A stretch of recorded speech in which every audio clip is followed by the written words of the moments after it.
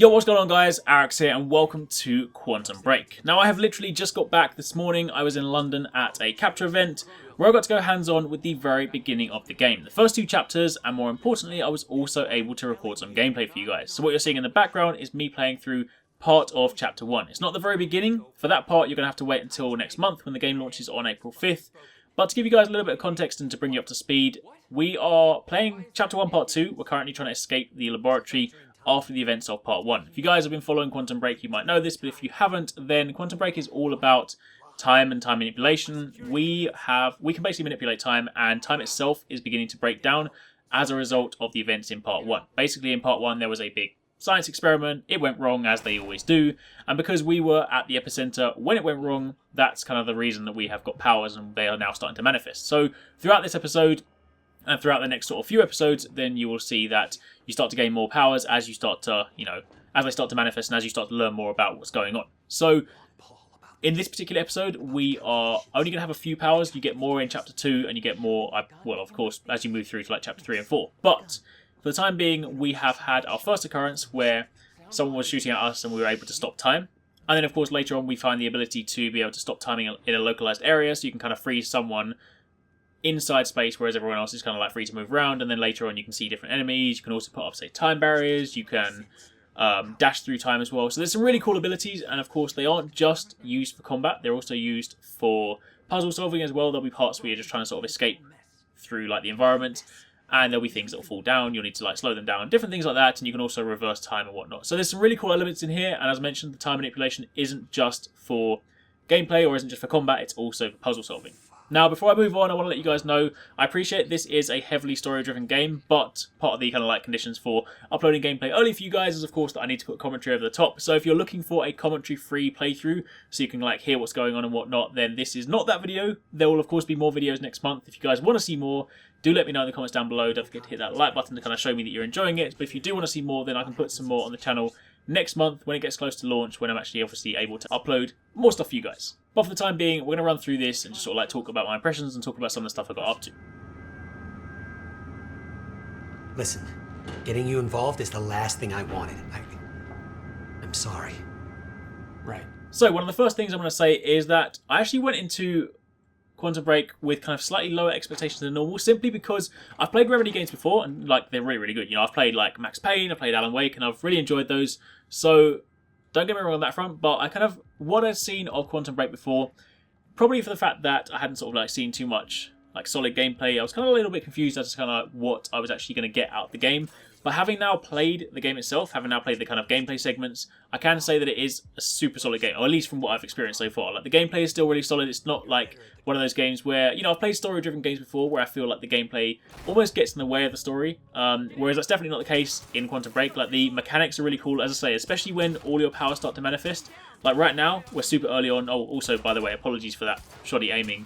The sensitivity was super high. I turned it down shortly after this, but anyway, yeah, that was my excuse. But anyway, as mentioned, when your powers start to manifest, they do kind of give you like a completely different twist on the gameplay, so things do get super exciting, especially when you can chain them together. Like right now it's super basic combat because at the moment, you know, we haven't really started to learn about our powers and they haven't started to properly manifest, but later on, when you get the ability to, you know, dash, freeze someone, then rewind time, and of course like put up time barriers and stuff, combat does get really, really hectic. You'll find there'll be areas where you're up against, you know, 5, 10 guards and you're being shot at, and if you don't have good use of your powers, you will definitely die.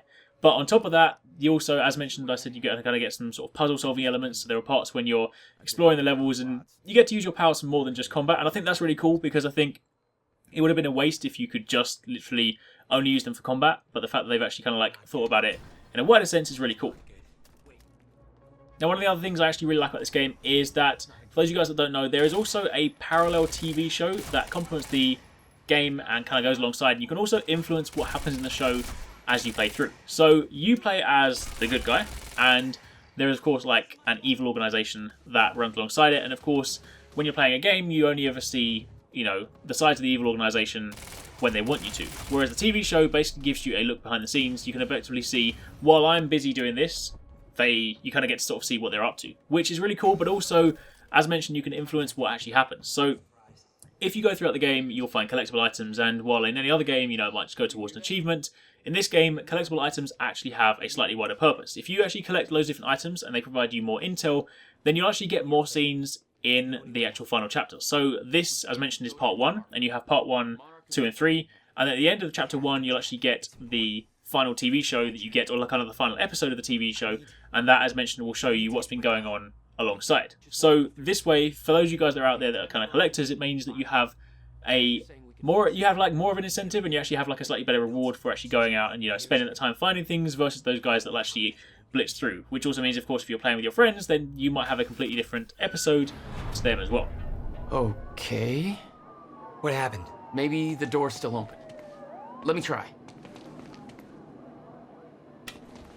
Now this right here is another kind of example of one of our powers manifesting. This is super early on again, but there are situations. This one we have slightly less control over. As I say, later on you actually get the point where you can physically control when things start and stop, but at the moment this is more of a, there are actually cutscenes in game. Everything that you see is just, you can walk around and interact with, but at this point, with freeze time, and you can actually grab onto someone and you can pull them out of that freeze, so that way we can walk around freely while they are still standing there. And of course, the other cool thing in this situation is that we can go around and have their guns, which is nice if we're running low on ammo or we just don't really want to be shot. So then when time resumes, they'll just be, standing there with their hands up, which was kind of funny because I didn't realise what was going on at first, and then you look around and see that they're not actually holding a gun, and you're like, well, is that a bug? But in actual fact, no, it's not a bug. It is just that I've nabbed his gun.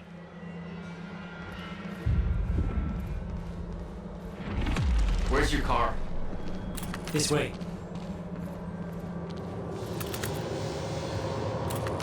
Now, as you start to move outside, you'll see that, there are like more people that have been affected. And of course, this right here, this isn't actually being controlled specifically by us. This is, as mentioned, the time stream itself is starting to break down. So we have the ability to manipulate time in like a localized area, but there are wider kind of time ripples that are kind of triggered by, the malfunction that went on, or like the science experiment that went wrong.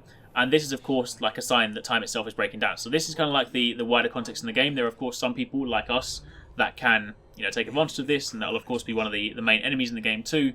But it's during these segments that you kind of get like a slightly better appreciation of like the situation we're in right now.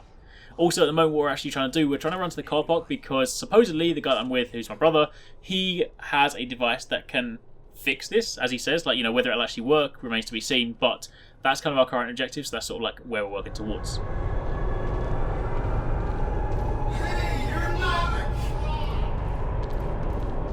We can get to the parking lot through the lecture hall. You said you were prepared for this. You knew it was gonna happen. How? Beth Wilder. It's complicated.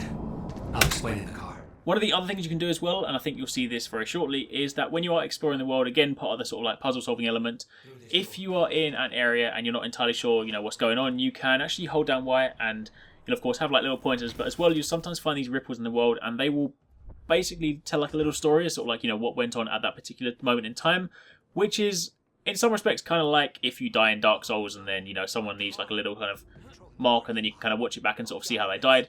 But for this, or like in this context, you'll actually use it more to work out where someone went, what they said at a particular time, and it will kind of give you hints at like how to solve the puzzle. But as you can see here, right outside is where his car is, and it's now surrounded by loads of people. But this is where we get to kind of like the next combat segment, and this is where things get pretty cool. This is where we now learn the ability, or find the ability, to begin to stop time in a localized area. Hey, Jack. Be careful. Yeah, okay, I will.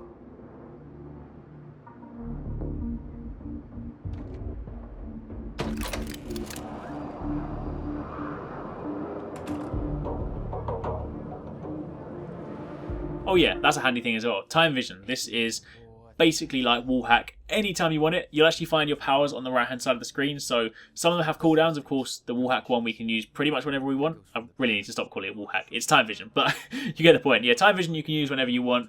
Some of the other ones have slightly bigger cooldowns. So the one we're going to get shortly has a decent sized cooldown, and things like the speed dash and the time dash and whatnot you can use, in succession, which is nice because then it means you can chain these abilities together. But it's also like a really easy way to kind of see what's on cooldown and see what you've got readily available. 7 different parking lots, and you just had to pick this.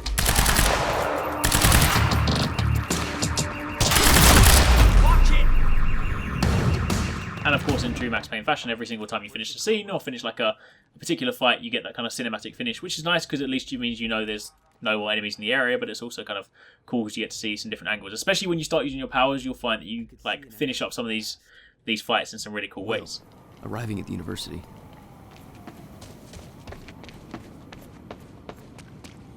Yeah, this is one of those time kind of like ripples I was speaking about. You can now see the events of... This was just before part 1 when our brother kind of came to find us in the university.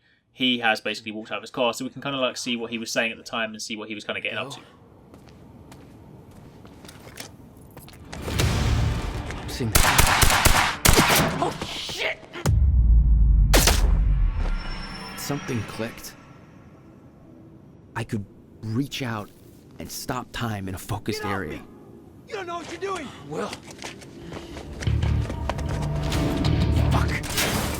They're coming from where I left Will. I gotta get back to him.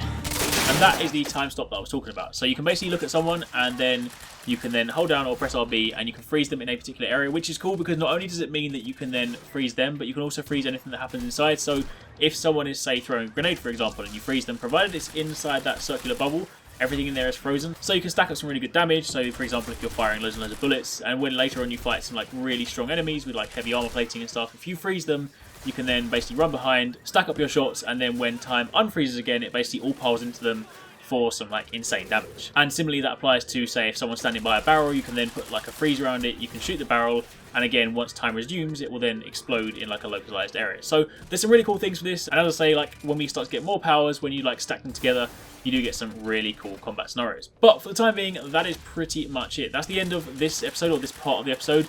Again, if you guys did enjoy it and you want to see more, then do let me know in the comments down below. And of course, don't forget to hit that like button if you did enjoy the video. But aside from that, thank you very much for watching. Take it easy. Catch you next time. Peace out.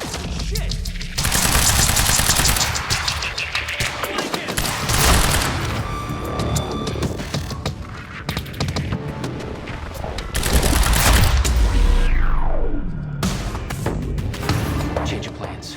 Screw the car. I need to get to Will. He's in trouble.